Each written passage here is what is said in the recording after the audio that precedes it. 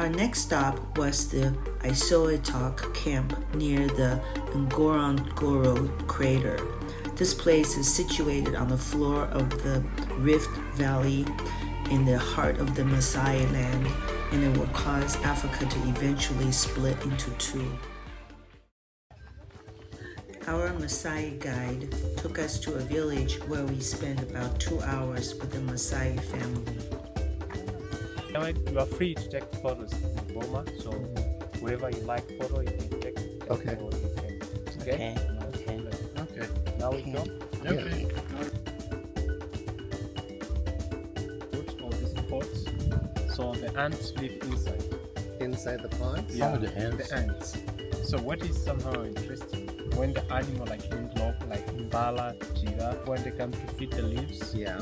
the ants bite them. Oh yeah? So the tree it is protection by thorns and the ants. The patriarch of this family had 5 wives, 25 children, over 100 cows, and many goats and chickens.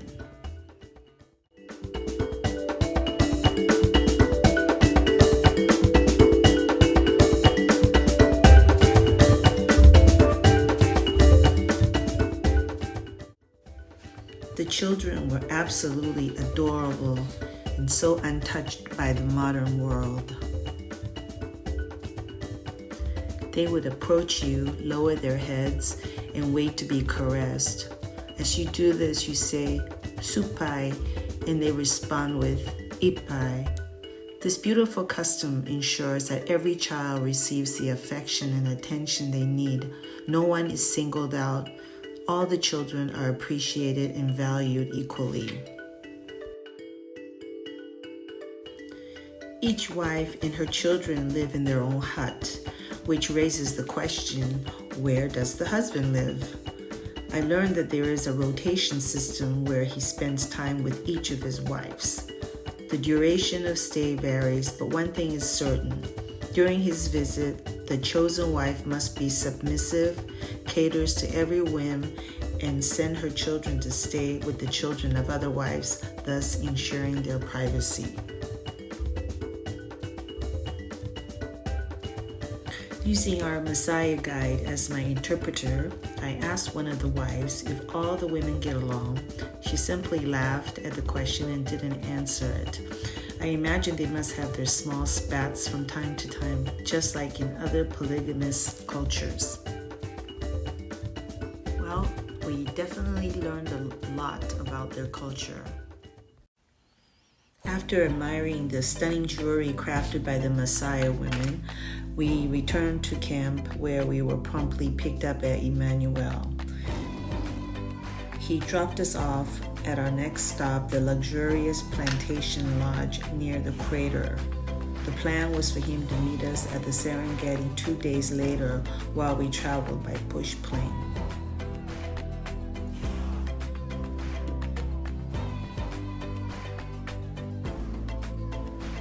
We had a super hectic day yesterday, 7 hours in the Jeep, bumpy road. So being here is super relaxing. We just need a down day. Of all the lodges we stayed at during this trip, I'd have to say that the Plantation Lodge was my least favorite. While undeniably luxurious with immaculate landscaping and African-inspired decor, it felt as though it lacked the true spirit of Africa.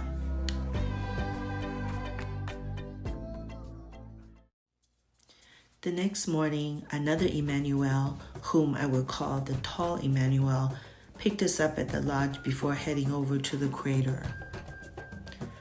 The Ngorongoro Crater, considered to be the 8th wonder of the world, was formed by an inward collapse of an ancient volcano. It spans an impressive 125 miles in diameter.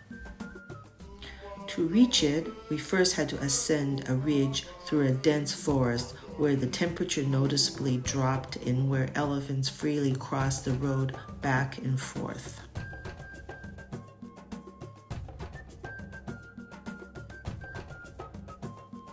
Upon reaching the summit, we began our descent into the crater, where the landscape transformed into a vast, flat expanse with sparse grasslands and occasional umbrella-shaped acacia trees.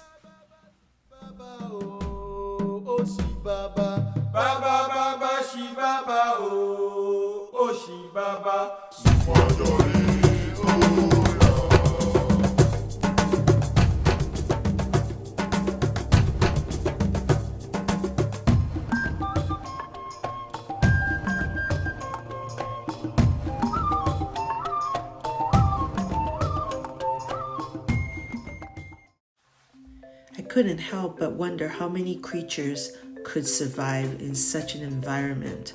However, it soon became clear that this was in fact an animal utopia.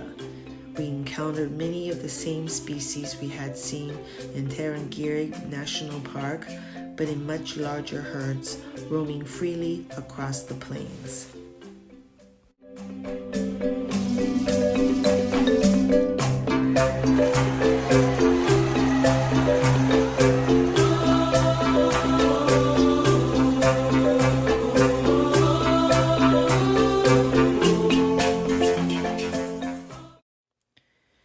The Ngorongoro Crater is home to many of the Masai people.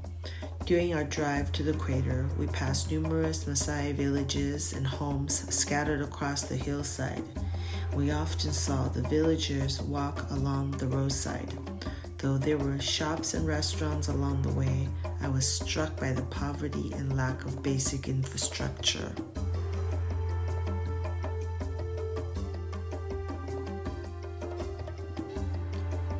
Everything, fruits, vegetables, clothing, and other goods, were coated in a layer of red dust, the natural color of the soil in these parts.